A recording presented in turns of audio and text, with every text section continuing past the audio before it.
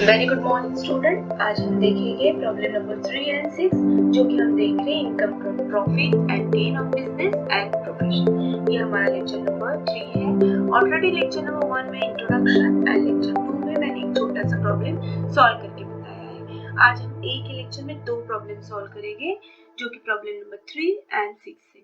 पहले भी मैंने आपको कहा है कि शायद आपका पेज नंबर अलग होगा अगर आपकी एडिशन 1 या 2 होगी तो ठीक है, but problems will remain same. So देखो हमें किसका करना है, मिस्टर पाठक का इनकम को निकालना है। सो ये फॉर्मेट है।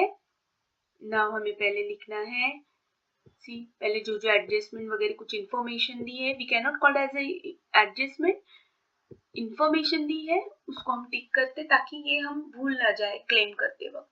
ठीक है, now will begin net profit as per profit and loss 79,000। देखो as per profit and loss 79,000 है, तो मिस्टर पाठक को ऐसे लगा कि 79,000 पे उन्हें टैक्स भरना है, लेकिन देखते हैं एंड ऑफ द डे उन पे एक्चुअल कितने अमाउंट पे उन्हें टैक्स भरना होता है। ठीक है, सो लेट्स स्टार्ट। हमें ऐसे एडिंग्स लिखने हैं। कुछ इनकम डिसअलाउड है, कुछ एक्सपेंसेस अलाउड है, कुछ इनकम एग्जेम्प्ट है। तो यहाँ पे बेसिकली दो वाले दिए हैं, एक्सपेंसेस डिसअलाउड एंड इनकम। ठीक है, तो यहाँ पे आपको प्लस करना है, यहाँ आपको माइनस करना है। प्लस एंड माइनस ये एक ट्रिक है हमें। तो यहाँ पे जो एक्स्ट्रा लिखा है, जो इनकम टैक्स के हिसाब से नहीं होना चाहिए वो हमें प्लस करना है, और जो इनकम टैक्स के हिसाब से यहाँ पे इनकम नहीं होना चाहिए वो हमें लेस करना है। So let's start, will begin with the salary. अब करना कैसे, तो पहले डेबिट साइड मतलब पहले एक्सपेंसेस हम कवर करते हैं। तो सीधे सैलरी, सैलरी 33,000 ओके है, लेकिन उन्होंने कहा है कि नहीं, इसमें से जो 3,000 है वो डोमेस्टिक यूज मतलब आपका जो घर में नौकर है उसकी सैलरी है, तो ये बिजनेस से रिलेटेड नहीं है, तो ये 3,000 अलाउड नहीं है। तो हम क्या करेंगे, यहाँ पे 3,000 डिसअलाउड करेंगे। ठीक है, नेक्स्ट वन, एडवर्टीजमेंट के बारे में कुछ भी नहीं कहा है, तो ये पूरा बिजनेस से रिलेटेड है, तो ओके कुछ नहीं करना है। प्रिंटिंग एंड स्टेशनरी बिजनेस से रिलेटेड है, बैड डेट बिजनेस से रिलेटेड है, तो ये करेक्ट किया मिस्टर पाठक ने, ओके ये चलेगा। ठीक है, RDD, now this is RDD, reserve for doubtful debts. आप प्लीज इसका पहला लेक्चर जरूर देखो, इनकम फ्रॉम बिजनेस वाला थ्योरेटिकल। उसमें क्लियरली मेंशन किया है कि RDD we never allowed as per income tax act, क्योंकि आरडीडी मतलब कि हमने सिर्फ रिजर्व किया कि मे भी शायद इतना लॉस होगा, तो ऐसे तो हर बिजनेसमैन करेगा, जानबूझ के ज्यादा करेगा ताकि उसका नेट प्रॉफिट कम आए। तो इनकम टैक्स भी स्मार्ट है, उसने बोला बिल्कुल नहीं, प्रोविजन नॉट अलाउड, तो इसको यहाँ पे जगह नहीं है, तो ये हम क्या करेंगे, प्लस करेंगे। तो करो यहाँ पे आरडीडी 9,000। देखो आपको धीरे धीरे हर एक्सपेंसेस पे जाना है। देन नेक्स्ट डोनेशन, अब ये भी आपको पता है, लास्ट इसमें भी प्रॉब्लम्स में बताया है, डोनेशन चैरिटी ये तो बिल्कुल अलाउड नहीं है।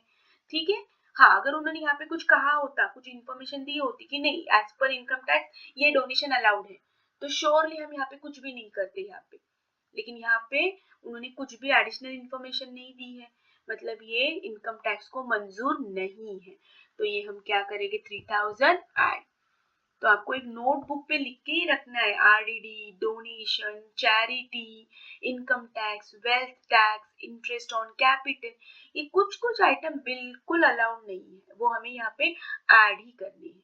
ठीक है, so donation done, interest on loan, कुछ कहा तो नहीं है कि पर्सनल लोन है, तो ठीक है बिजनेस के लिए okay no problem. Telephone expenses, okay अगर ये पूरा बिजनेस से रिलेटेड होता तो कोई प्रॉब्लम नहीं था, लेकिन इसमें उन्होंने बोला है telephone expenses include 750 for a private purpose. ठीक है, मतलब ये पर्सनल यूज है, तो 750 हम अलाउड नहीं करेंगे। So private expenses 750। ठीक है, तो ये ऐसे एक्सपेंसेस है जो डिसअलाउड है, किसके हिसाब से, इनकम टैक्स के हिसाब से, तो ये सब हमें क्या करना है, ऐड करना है। गॉट इट, चलो next one, telephone expenses, wealth tax. Now wealth tax include municipal tax, ये कुछ भी हो, वेल्थ टैक्स हमें इनकम टैक्स वेल्थ टैक्स लेना ही नहीं है। ठीक है, क्योंकि ये हमने जो हाउस प्रॉपर्टी में देखते हैं ना म्युनिसिपल टैक्स, वो वाला है, तो ये तो ऑफकोर्स अलाउड नहीं होना चाहिए, ये नहीं दिया होता तो भी हमने यहाँ पे लिखा ही होता। ठीक है, तो प्लीज आप कहीं पे नोट डाउन करो, फिर से कहती हूँ मैं, RDD, donation, charity, income tax, wealth tax, interest on capital, loss on capital loss, ये बिल्कुल बिल्कुल बिल्कुल अलाउड नहीं है। ठीक है, तो ये हमने कर दिया income tax. LIC premium, of course अब ये भी आपको पता है LIC प्रीमियम ये हमारी लाइफ से रिलेटेड होती है, मतलब ये भी पर्सनल यूज है, भले यहाँ पे दिया नहीं है बट हम हमारा दिमाग लगा सकते हैं ना कि this is for personal use, और जो पर्सनल यूज है तो आप बिजनेस में कैसे क्लेम करोगे। तो देखो ये पाठक ने कितना स्मार्टनेस बताया, कितने सारे एक्सपेंसेस ऐड कर दिए जिसके ऑटोमेटिकली उसका प्रॉफिट कम हो गया। ठीक है, तो ये सब हमें फिर से ऐड करना है कि नहीं ये अलाउड नहीं है। तो जैसे जैसे हम ये सब अमाउंट इसमें ऐड करेंगे ना ऑटोमेटिकली नेट प्रॉफिट बढ़ेगा, और नेट प्रॉफिट बढ़ेगा तो टैक्स भी पे करना पड़ेगा ज्यादा। आ रहा है समझ में? ठीक है, now loss on sale of machinery, अब ये तो मशीनरी है, कैपिटल लॉस है ये, and we never allowed capital loss, तो ये भी आपको 4500 नॉट अलाउड। खुद को सवाल पूछो ये बिजनेस से रिलेटेड है क्या, ये कैपिटल है या रेवेन्यू लॉस है। हाँ रेवेन्यू लॉस होता तो हम लिखते, बट ये कैपिटल लॉस है। कैपिटल मतलब क्या, जो मशीनरी परचेज करने में, बिल्डिंग, मोटर कार, इसमें प्रॉफिट या लॉस होता है वो उसको कहते हैं। ठीक है, तो ये भी अलाउड नहीं है, लिखो जो यहाँ पे अलाउड नहीं है वो यहाँ पे ऐड करो। इलेक्ट्रिसिटी बिल, ओके ये तो बिजनेस से है। हाँ अगर नीचे दिया होता इलेक्ट्रिसिटी बिल में भी 700 रुपए पर्सनल यूज के लिए है, घर का बिल भरा तो इसमें से हमने 700 रुपए यहाँ पे लिखा होता, but they have not mention anything, तो that means we will consider कि ठीक है ये पूरा बिजनेस से रिलेटेड है, और बिजनेस से रिलेटेड जो भी एक्सपेंसेस है वो चलेगा, वो इट्स ओके। ठीक है, इंटरेस्ट ऑन कैपिटल बिल्कुल नहीं, ये भी अलाउड नहीं है इंटरेस्ट ऑन कैपिटल। तो भले यहाँ पे नहीं दिया है लेकिन हमें पता होना चाहिए कि ये अलाउड नहीं है। ठीक है, preliminary expenses, now see here preliminary expenses, total preliminary expenses is right 5 years equal। देखो preliminary expenses का मतलब होता है, इसको कहते हैं fictitious asset। ये जब हम बिजनेस स्टार्ट करते हैं तो कुछ एक्सपेंसेस हमें करना ही पड़ते हैं। ठीक है, तो वो टोटल एक्सपेंसेस आ गया 20,000, तो आप पूरे ये 20,000 आप एक ही साल में क्लेम नहीं कर सकते हो। तो इसको गवर्नमेंट ने क्या कहा है, इनकम टैक्स वालों ने, कि ठीक है आप ये क्लेम करो आपके प्रॉफिट एंड लॉस में, लेकिन सब एक साथ मत बताओ, आप इसको धीरे धीरे से 5 इयर्स तक बताओ। तो 20,000 डिवाइडेड बाय 5, तो हर साल आप कितना क्लेम करो, सिर्फ 4-4 हजार, प्रॉफिट एंड लॉस में कितना क्लेम करो, 4-4 हजार। लेकिन यहाँ पे पाठक ने क्या किया, 5,000 क्लेम किया, तो 1,000 एक्स्ट्रा क्लेम किया, तो वो तो डिसअलाउड है। 4,000 तक ओके था लेकिन इन्होंने 5,000 किया, तो जो 1,000 एक्स्ट्रा है वो भी डिसअलाउड है। अंडरस्टूड? तो इस तरीके से देखो कितने सारे एक्सपेंसेस उन्होंने खाली फुकट ऐड किए थे। अब देखो कितना प्रॉफिट हो गया, प्रॉफिट एंड लॉस में कितना बताया था मिस्टर पाठक ने, सिर्फ 79,000 बताया था, है ना। उनको लगा चलो इस पे ही हमें टैक्स भरना है, लेकिन बिल्कुल नहीं, अब उनको टैक्स फिलहाल किस पे भरना है, 1,23,550, लेकिन इनकम भी है जो उन्होंने गलती से ऐड किए हैं, जो अब हमें लेस करने हैं। तो देखते हैं अब इनकम कौन कौन से हैं। चलो एडजस्टमेंट देखो, हमारी सैलरी हो गई, telephone, preliminary, wealth and bad debts ये रह गए, रिकवर्ड, ये वाली रह गई है। ठीक है, इनकम के पास हम अभी तक गए नहीं, बाकी सब हो गए। अब ऐसा कोई भी एक्सपेंसेस नहीं है जो हमसे मिस आउट हुआ है, सो ये वाला हमारा done. Now will move to the income side. तो चलो डिविडेंड रिसीव्ड मिला तो है लेकिन ये बिजनेस का थोड़ी है, तो इसको निकाल दो। ये का कहाँ पे आएगा, इनकम फ्रॉम अदर सोर्सेस आएगा, तो इसको हटा दो। ओके, बैड डेट्स, लेकिन उन्होंने यहाँ पे कहा है कि लास्ट टाइम हमने इसको अलाउड किया था, और बैड डेट्स रिकवर्ड बिजनेस से रिलेटेड है, तो ये कुछ नहीं, इसको इग्नोर करो। हाउस रेंट, ये तो इनकम फ्रॉम हाउस प्रॉपर्टी से आना चाहिए था, 18,000। इनकम, बिजनेस इनकम, ठीक है, कोई और बिजनेस होगा उसका, ठीक है, बिजनेस से रिलेटेड है, हमें कोई प्रॉब्लम नहीं एक्सपेंसेस और इनकम का जो बिजनेस से रिलेटेड है। हमें सिर्फ प्रॉब्लम किससे है, जो एक्सपेंसेस बिजनेस से रिलेटेड नहीं है, जो इनकम बिजनेस से रिलेटेड नहीं है, बस हमें वही बात का प्रॉब्लम है। ये तो बिजनेस और कोई बिजनेस है, इट्स ओके। हमने लेक्चर नंबर 1 में देखा है कि हम और अलग अलग 3-4 बिजनेस होगा वो क्लब कर सकते हैं, सो ये भी बिजनेस से रिलेटेड है, तो इसका में हमें मतलब इनकम टैक्स को कोई प्रॉब्लम नहीं है। हम सिर्फ वही अमाउंट यहाँ पे लिखेंगे जिसको इनकम टैक्स को उसके बारे में प्रॉब्लम है। अंडरस्टूड? सो हाउस रेंट भी लिखो 18,000। तो ये लेस करो, ये इनकम यहाँ पे अलाउड नहीं है। तो अब एक्चुअल मिस्टर पाठक को कितने पे टैक्स भरना है? देखो कितने पे टैक्स भरना है? 99,550। कितने पे चले थे मिस्टर पाठक भरने के लिए? 79। बट ये इनकम टैक्स ने क्या किया? रिजेक्ट कर दिया। इनकम टैक्स किस पे भरना है मिस्टर पाठक को अब? 99,550। तो this is the taxable income, taxable income from business. Understood how to calculate? I hope आपको समझ में आया। चलो जल्दी ही नेक्स्ट प्रॉब्लम पे जाते हैं। Problem number 6। अगेन उन्होंने प्रॉफिट एंड लॉस दिया है मिसेस वेदिका शिंदे का। देखो प्रॉफिट एंड लॉस में क्या दिया है? नेट प्रॉफिट कितना दिया है? 93,950। मतलब मिस राधिका तो इस पे ही चली थी टैक्स भरने, लेकिन इनकम टैक्स ने बोला रुको, हमें चेक करने दो आपने ये सब करेक्ट क्लेम किया है क्या। ठीक है, तो देखो उन्होंने इंफॉर्मेशन दी है, एडजस्टमेंट दी है। रिपेयर ऑफ बिल्डिंग, जो रिपेयर ऑफ बिल्डिंग है 1,30,000, उसमें 75,000 जो है construction of compound wall around the business premises. तो जो रिपेयर है, ये जो इतना बड़ा खर्चा है, ये कंस्ट्रक्शन किया है, तो this is a capital expenditure, and capital expenditure we never allowed in the profit and loss. तो ये 75,000, देखो यहाँ पे प्लस, यहाँ पे minus.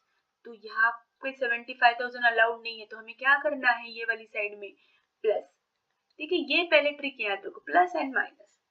Then next, interest include 45,000 payable outside India on which tax has not been paid. मतलब इसका TDS भी नहीं भरा और आउटसाइड पेड किया है। ठीक है, इंटरेस्ट इंक्लूड जो पेमेंट किया है उन्होंने, पेएबल है, वो आउटसाइड इंडिया है, तो ये भी अलाउड नहीं इसमें 45,000।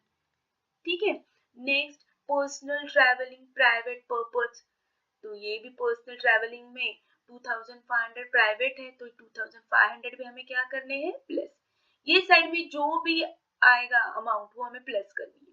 Next, contribution made for scientific research is approved amount. ये स्टार मार्क करो, ये मैंने आपको लेक्चर नंबर 1 में भी बताया था। ठीक है, ये अप्रूव्ड अमाउंट है, तो it's okay. Next one, professional tax advertisement, okay business से रिलेटेड है, हमें कोई इशू नहीं, इनकम टैक्स को कोई इशू नहीं। So this is done. Depreciation allowed as per income tax 15,500। देखो यहाँ पे डेप्रिसिएशन बताया ही नहीं है, तो बताना चाहिए था ना, लेकिन नहीं बताया, मतलब ये अलाउड है। ठीक है, डिसअलाउड रहेगा, डिसअलाउड रहेगा तो हम प्लस करते हैं, लेकिन अलाउड रहेगा तो हम माइनस करते हैं। तो ये 15,500 क्या करेंगे? माइनस करेंगे। ठीक है, चलो इनकम की ओर चलो। Income tax refund, dividend, interest on deposit, ये कोई भी बिजनेस से रिलेटेड नहीं है, तो इनकम टैक्स वालों को इस पे आपत्ति है। जिस चीज से इनकम टैक्स वालों को प्रॉब्लम होता है वो सब हमें प्लस नहीं तो माइनस करना होता है। ठीक है, तो चलो करते हैं प्रॉब्लम स्टार्ट। सो इस तरीके से ड्रॉ करो फटाफट, लिखो यहाँ पे नेट प्रॉफिट। ठीक है, चलो ये हेडिंग लिख दिया। कुछ एक्सपेंसेस डिसअलाउड है, कुछ एक्सपेंसेस अलाउड है। एक ही एक्सपेंसेस अलाउड इनकम टैक्स वाला, मतलब जो उन्होंने यहाँ पे नहीं लिखा, यहाँ पे नहीं लिखा, तो मतलब यह इनकम अलाउड था एक्सपेंसेस एक्चुअली। ठीक है, तो डिसअलाउड रहेगा तो ऐड, अलाउड रहेगा तो less. So let's start. Repair on building 1,30,000, तो इसमें 75,000 तो कैपिटल एक्सपेंडिचर है, जो बिल्कुल अलाउड नहीं है, बिल्कुल मंजूर नहीं है इनकम टैक्स को। Next, interest include 45,000, without TDS तो पे किया ही नहीं है, तो कैसे अलाउड करेगा? 45,000 टीडीएस मतलब tax deducted at source, payment करने से पहले टैक्स पे माइनस करना चाहिए था ना, नहीं किया, तो करो यहाँ पे ऐड। नेक्स्ट, पर्सनल ट्रैवलिंग, ये भी अलाउड नहीं है, बिजनेस से रिलेटेड थोड़ी है ये, तो 2,500, तो almost all done, this is done. ठीक है, ये कंट्रीब्यूशन टू, ऑफ कोर्स ये उन्होंने अप्रूव किया है, इससे कोई भी आपत्ति नहीं है इनकम टैक्स वालों को, उन्होंने बोला इट्स ओके, चलेगा, तो ये हमें यहाँ कुछ भी नहीं करना है। तो देखो कितना एक्सपेंसेस मिसेस वेदिका ने नहीं बताया था। सो देखो, तो एक्चुअल उनको इस पे नहीं टैक्स भरना है, 93,950 पे भरना है क्या उनको टैक्स? उनको ऐसे लगा कि इस पे भरना है, बट नहीं, किस पे भरना है?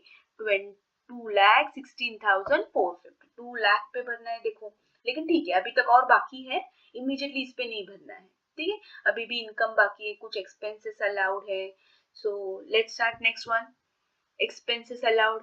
देखो फिफ्थ वाली एडजस्टमेंट देखो क्या दिया है उन्होंने कि यस डेप्रिसिएशन अलाउड है, मिसेस वेदिका भूल गई लिखना, तो ये हम लेस करेंगे, तो ये इसमें हम लेस करेंगे तो वी गेट 2,09,50, तो ऑल डेबिट साइड डन, ठीक है। एक्सपेंस टीचर की सब साइड हो गई हमारी, देखो रिपेयर हो गया, इंटरेस्ट हो गया, personal contribution, depreciation done. Expenses में ही ज्यादा करके देते हैं, ठीक है। चलो now come to the income. अब यहाँ पे जो भी इनकम टैक्स को प्रॉब्लम है जिस बारे में, वो हमें क्या करना है, लेस करना है। तो रिफंड ऑफ कोर्स ये बिजनेस से रिलेटेड नहीं है, डिविडेंड बिजनेस से रिलेटेड नहीं है, ठीक है। तो ये हमें क्या करना है, तीनों भी चीजें हमें यहाँ से लेस करनी है। तो फाइनली मिसेस वेदिका को किस पे भरना है टैक्स, 1,90,450। देखो वो किस पे भरने चली थी, 93,950 पे, लेकिन उस पे भरना अलाउड है क्या, नहीं। उसे लगा कि ठीक है 93,950 पे ही तो टैक्स भरना है, लेकिन नहीं। जब ये कैलकुलेशन किया कि एग्जैक्टली कितना है, तो हमारा फाइनल आंसर आया 1,90,450। तो मिस वेदिका को किस पे भरना है टैक्स, 1,90,450 पे। तो this is called taxable income from business. चलो अभी तक के 3 प्रॉब्लम हो गए, आई होप समझ में आया है। डू प्रैक्टिस, क्योंकि जितना प्रैक्टिस करोगे उसको समझ में आएगा। तब तक के लिए have a nice day, bye bye.